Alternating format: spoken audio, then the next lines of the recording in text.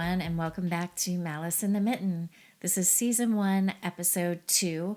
I am your host, Tracy Preston, along with my bestie, Christine Mulligan. Hey, Christine. Hey, Tracy. I'm ready to get into this one. I'm not sure if I'm liking the theme of the things that you send me for us to talk about, but it's kind of interesting. Let's just go with it. Okay, we're going to get into it. Okay.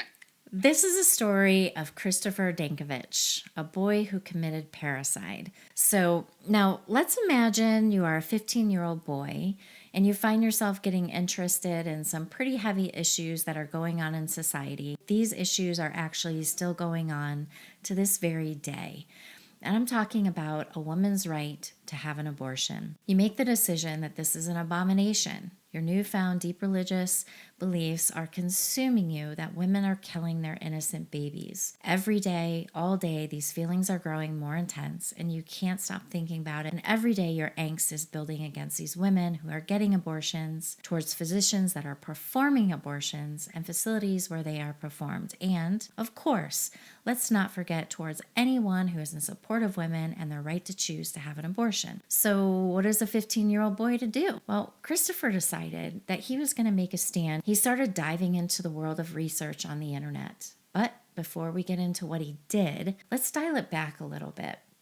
Diane O'Connor married James Dankovich in 1989 and later that year gave birth to their one and only son, Christopher. During their marriage, they purchased the cabin, which is located near Twin Lakes in Muskegon County. Now, just a little side note, Twin Lakes is where I went all through high school for band camp. So I was like, what? This is up in Twin Lakes? Okay, I know this area.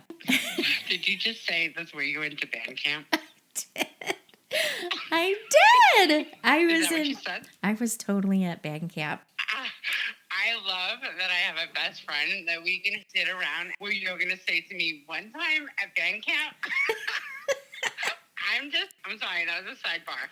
So just 6 years into their marriage, Diane and James amicably ended their marriage. Christopher was 6 years old. As most divorces go when children are involved, one parent will request to have primary custody over the other. It was Diane who was awarded primary custody of their son, and James was awarded the cabin. After the divorce, Diane changed her last name to Michelle, which is a little bit of a mystery because that's not her maiden name at all, and I don't know why she did that. Diane and James lived relatively close to one another. Diane and Christopher resided in Rochester Hills, and James lived approximately 8 miles away from them. Christopher would spend the usual set weekends and a set weekday with his dad. Then the rest of the time, he would be with Diane. Christopher's father remarried, and he had another child, but this time he had a daughter. Diane did not remarry. It was just her and Christopher together, and things seemed to be going per usual, the divorced family, doing the best they can to raise their son. Both of Christopher's parents were accomplished people. James was a chiropractor, and Diane was, get this, she has a lot of stuff going on here. Diane was a social worker, a counselor, a hypnotherapist, a minister, so here's where we get the religion coming in, and she also had a master's degree in counseling. The next handful of years were pretty uneventful, but that was all about to change. Christopher, now 15 years old and a freshman at Rochester Adams High School, was a good student. He was on the honor roll, but his mother started to see a change in him. Christopher now had a girlfriend, which Diane was not particularly fond of, and he was starting to get a little bit rebellious. Like most kids his age, he was trying to define who he was and what he believed in. Christopher had dyed his hair blue. He was sneaking out at night, watching pornography on his computer, and was also frequently visiting some sort of weapons websites. It was from these websites that he learned how to build a gun out of PVC pipe. Not only did he make the gun, but it was also at the ready loaded with gunpowder and marbles. His mother found it and immediately took the gun and handed it over to his father. Can we just talk about how scarily ingenious this kid kind of was, though? Yeah.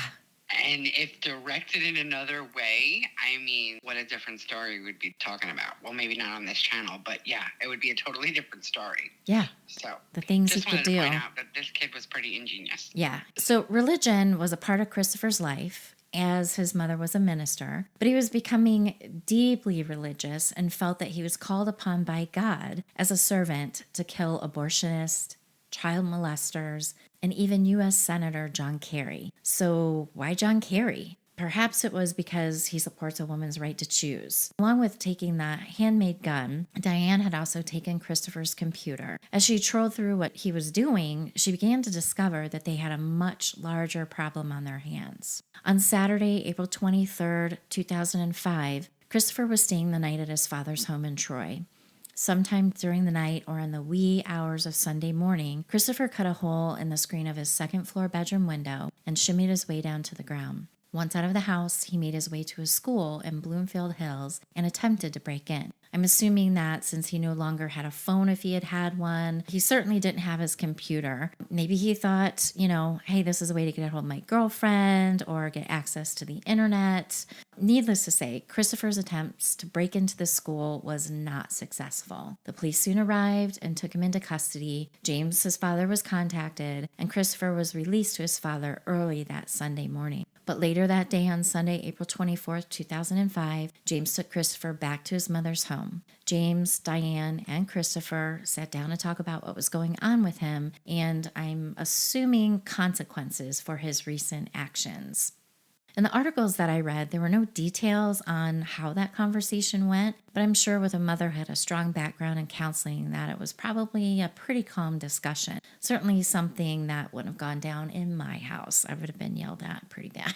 I don't know. See, I see it differently. Just because she was a counselor, what you do outside of your home is totally different than what you do inside of your home. So I'm going to play devil's advocate on that one a little bit. And it might have been a little bit insane. Like Diane might have been off the chain with Christopher. And this is complete guesstimation. But it's like when we're nurses and we do our thing with our patients, we're super diligent with them and super careful with them and baby them and coddle them. When one of our kids falls and scrapes their knee, we're like, are you dying? You're not dying. Go wash it off, put a Band-Aid on, and get outside.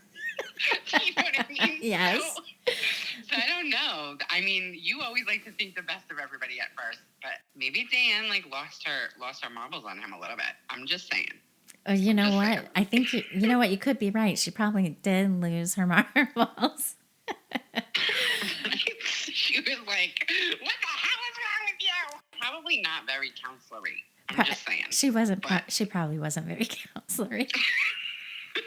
And that's why we don't hear about it, because she's not going to cop to that for sure. Oh, for sure. And I wondered how he handled it too. Was he calm all the while brewing up his revenge? What he was going to do? How, he was just going to, yeah, I'll take it from you now, but you're going to get it later, kind of a thing. So, yeah.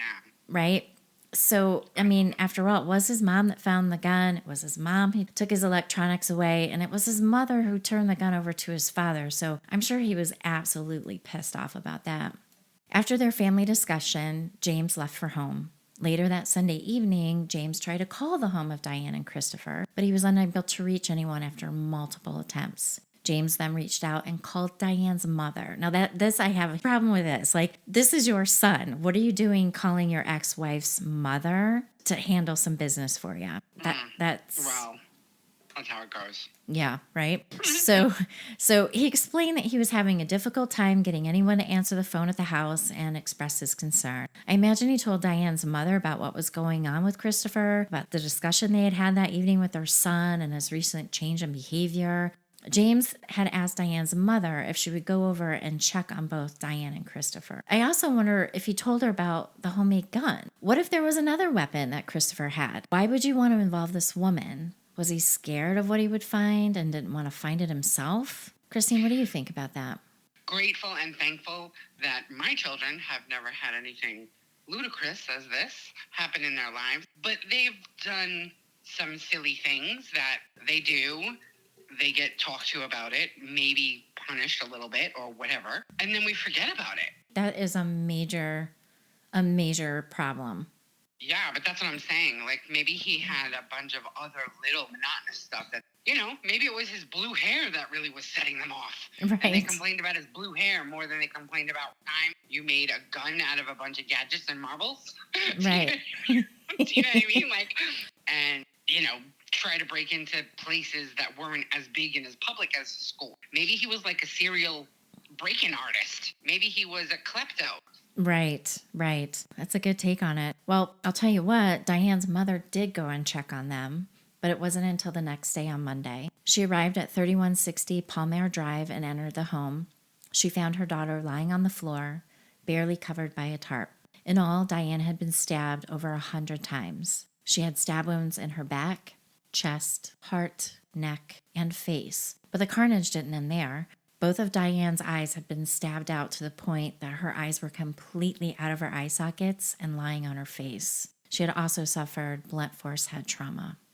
According to the Daily Oakland Press, police had found a folding knife with blood and hair on it. Now, the only folding knife that I can think of would be like a pocket knife, something that, Christopher could have easily had in his pocket or hidden somewhere that Diane couldn't find it when she was going through her room. They had seen drops of blood in the house and blood in the sink. And when people commit stabbings, they tend to get cuts on the palm of their hand. And this happens because there's blood everywhere. It's super viscous, which means it's thick and slippery, which causes the hand to lose its grip. And with each continued forceful stab, the hand will slide down the blade, causing cuts on the palm of the dominant hand.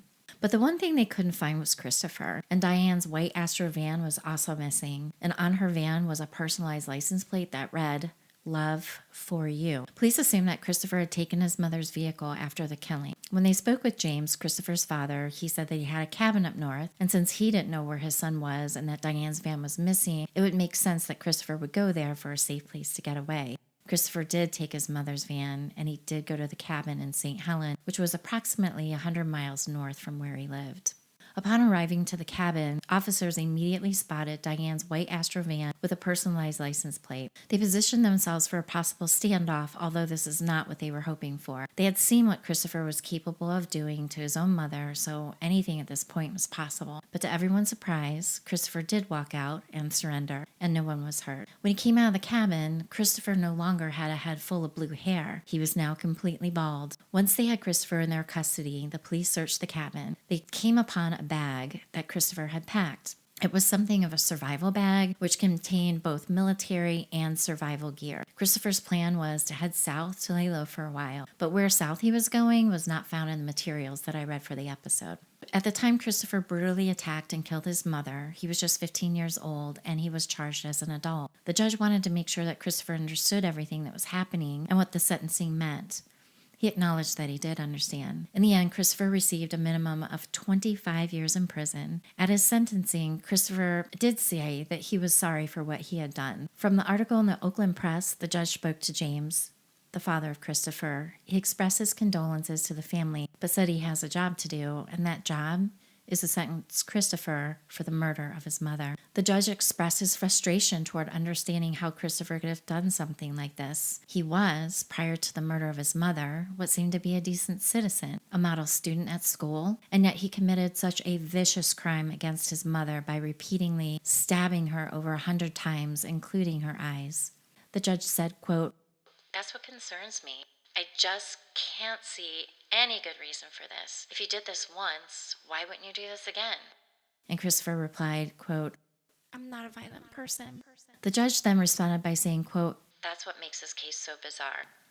At sentencing, the judge strongly recommended that Christopher receive mental health treatment, but for some reason, the judge also mentioned that he cannot order the help, but can only strongly recommend it. And I can't understand that. Why is it that a judge can't order that this kid gets deep psychiatric help that he needs while he's incarcerated? I mean, does that make any sense to you? I mean, when he's trying him as an adult, and because of the case, maybe that's a legal thing that we can't quite understand. But I do know that there's a big difference. If he's going to criminally charge him and send him to jail, then he can't order psychiatric help. But if they plea, maybe some of our listeners can comment back to us and tell us more about this if they know more of the legal side, quite honestly. Because that's probably what it was, is that he couldn't order it because they were going to try him criminally and send him to prison. If he was going to order psychiatric care, then that would lend to that he wasn't really guilty. I don't know enough about that to be able to speak to that intelligently. But when I read that, that's what I was thinking. It's criminal versus psychiatric. Right. They can do one, but they can't do both. One or the other, not both. Yeah. And I feel that this is the reason why there's so much recidivism when prisoners are released back into society, right? People are put in prison, Absolutely. right? They're put in prison for serious crimes such as murder, rape, pedophilia, but they are just put in a cell and they are not getting the therapy that they truly need. And without treatment, they will not have the tools necessary to help them cope with their real life issues and struggles while they're back out in society. So I think that's just something that really needs to be fixed. Yeah, well, I also think that's a way bigger conversation, though, because where do we get the money to get all this psychiatric help for all these people that keep going back to prison? Yeah. Well, due to Christopher's age, he was housed with minors until he reached the age of 21. He was then transferred to Michigan's Thumb Correctional Center. His current earliest date of release could be April 24th, 2030, which oddly enough would be the 25th anniversary of his mother's slaying, and he would be 41 years old. While in prison, Christopher does a lot of writing and also teaches high school level classes to other inmates. He writes on a blog called Prison Writers, where prisoners have a voice. What I'm going to read to you next is Christopher Dankovich's bio in his own words. Quote, I was just 15 years old when I got locked up. I recently completed 8th grade in Rochester Hills, Michigan. I was 16 years old when I was sentenced to a minimum of 25 years in prison for second-degree murder.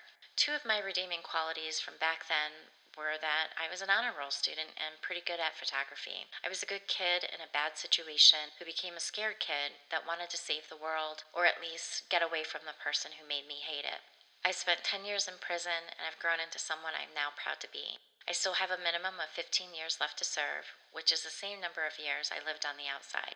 Since my incarceration, I've earned the equivalent of a high school diploma, an associate degree, taught high school level math and social studies for 5 years, took a culinary arts trade class, and have helped teach it for a year now. I've learned basic carpentry skills, how to draw, play guitar, design and create leather belts and purses, started to learn Hebrew and Spanish before that was stopped. My dream is to someday become a professional writer or designer. My hope for prisonwriters.com is that it can bring attention and hopefully reform to the incarceration of children as adults across the United States.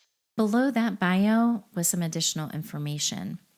Quote, Chris Dankovich is a tutor, a teacher, a writer, and an artist who has been incarcerated for the past 10 years since he was 15 years old. Chris Dankovich is serving 25 to 37 years in Michigan for murdering his mother when he was 15 years old. He has previously won a PEN and a Vidalia Press Award for writing and has been published by the Harvard Educational Review, the Periphery magazine, and has been accepted by the Fence magazine. So if we go back to the conversation that we just had, that they can't afford for them to be receiving psychiatric care, how in the hell do they afford for them to do all these classes? Get his associate's degree, cook. I know. That's what I mean. That's like the slippery slope whenever you talk about incarceration and how wrong it is and how we treat them like animals, on some sides of perception, right? And then you have the other people that are like, lock them up, throw the key away. Then we have the other people that are like, death sentences for everybody would be fine. And then you have the people trying to help some prisoners, but not all prisoners. It's like, where do we draw the line? I mean, it's just the legal system is kind of a little bit broke all around. Mm-hmm. I mean, we talked about that last episode. Mm-hmm. I mean, if they weren't rich, they may have fully gotten away with it forever if somebody didn't get back at them. That's why I made the ending up in my own brain for the mother of the last episode we had. But getting back to this episode, I mean, this kid goes on to do all of these things and he lives a life. Lives a life. Since she was a counselor, it might have been all sunshines and roses, the conversation that they had. But the thing is, I mean, she had to be some kind of something for him to feel that kind of way. Yes. Could it have been psychological? Could he have psychiatric things? Yeah. But we're never going to know. So I find it interesting that you can tell this story, just tell the story as it is. And you're still going to have, 5 different versions of how it could have, should have, would have. Right. Yeah.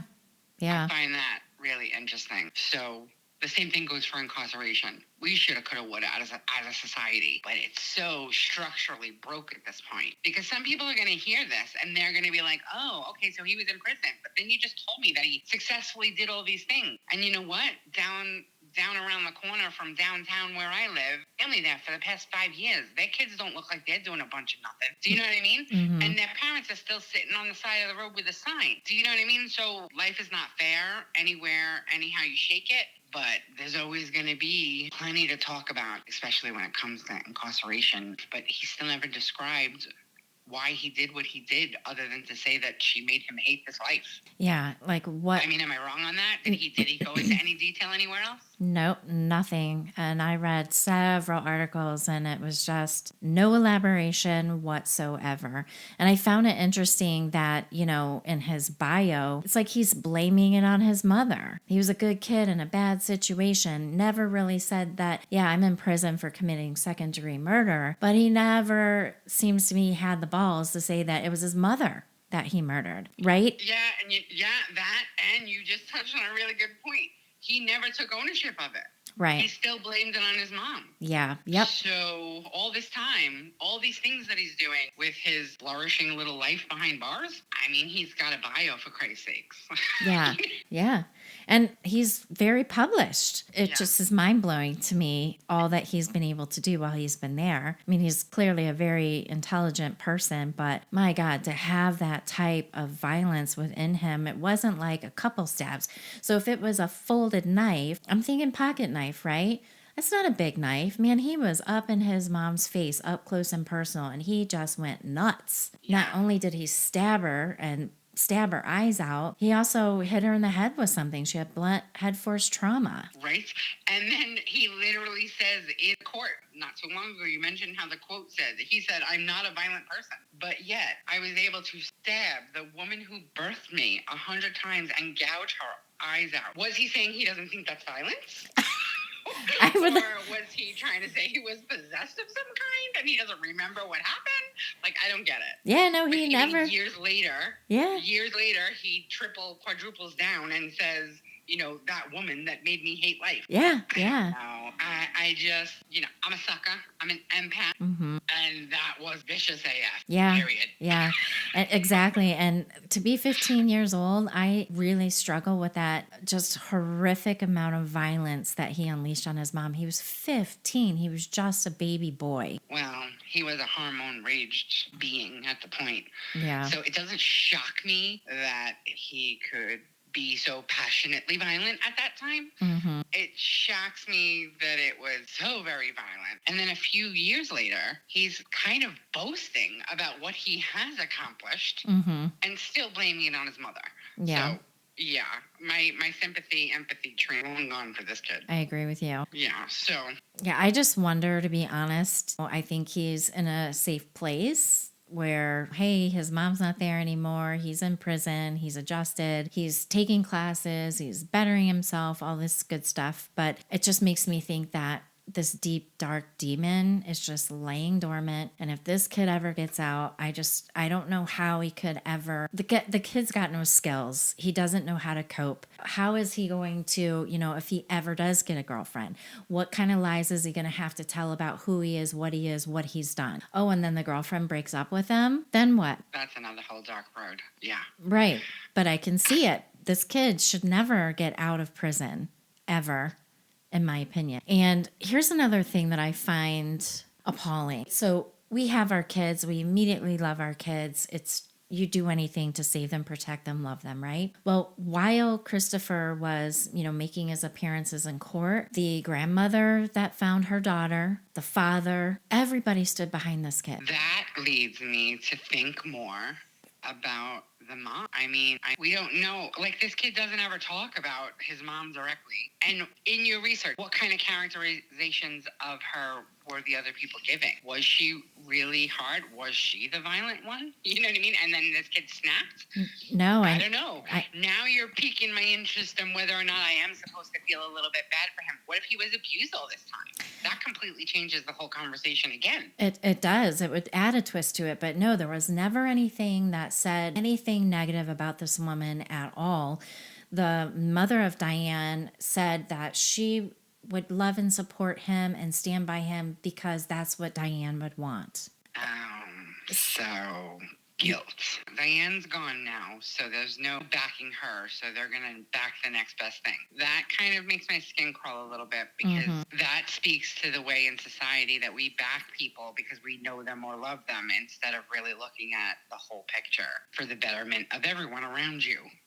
Because if you're going to know and love this 15-year-old violent boy, and you're going to speak for the fact that he's not violent, even though catastrophically violent act, then where are we as a society going to hold them responsible for kind of pulling the wool over our eyes? Yeah. You know what I'm saying? I don't even know if I'm saying that right, but you know what I mean? Like, what if he did get out? What if he did get, I guess there's a mountain of what ifs. Yeah. That they all jumped behind him and said that, and were vying for him to get a light sentence or vying for him to get psychiatric help instead of prison or, get charged as a minor and then be out in a few years. Like, that's interesting to me. That makes me want to know more about Diane. Yeah. But like you're saying, they made it look all peachy and rosy. But then again, that's how a lot of people do it. The way we are in society is it's all about appearances. Yeah. Even after something like this. Yeah. And that's a whole nother podcast, but you know what I mean? Yeah. That drives me crazy. Yeah. Like you gotta own your stuff and you gotta be real. You gotta be real. Like, yeah. This kid 100 times and gouged her eyes out. Yeah. It was a horrible, horrible scene. Come on, we're going to say that he deserves a smack on the wrist or whatever they were going for? Like, what were they going for? What were they saying? I don't know. How were they supporting him? Right. And this, from what I could tell, I think this kid really just pleaded guilty. There was no trial. Like, he did it. It was obvious he did it. And he just basically was in holding for like a year before, he was 16 when he was finally sentenced. But it's interesting because I thought I would find a lot more information about Diane and the family dynamics, and who knows, maybe this kid was just highly intelligent. Who knows? Maybe there's some crazy weird shit that was happening with this kid since he was little. I don't know. Yeah, well, there's always something to that highly intelligent aspect. There's always like a fine line between love and hate, right?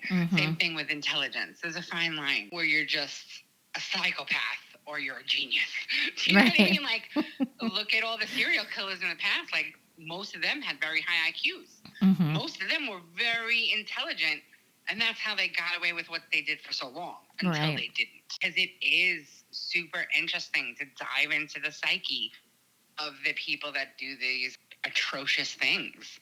Do you know, like, humans, we're all kind of like just ticking time bombs, it seems sometimes. It's a little scary. Yeah. I want to think that even the people that do these horrible things, before they do them, most of them, of course, we have some psychopaths out there that this is the way they always are.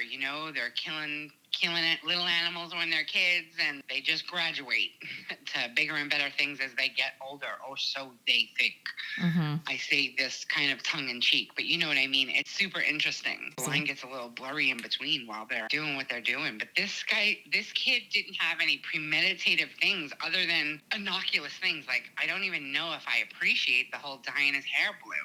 Not that I'm a fan of, the multicolored hair. Like, I wouldn't have let my kids do it. Some kids dye their hair blue, and they're perfectly great kids. They're just expressing themselves, But for this one, like, that was one of the things that they could point out that something was awry with this kid. Like, this is a crazy story that he just seemingly went from normal to batshit crazy. Yeah.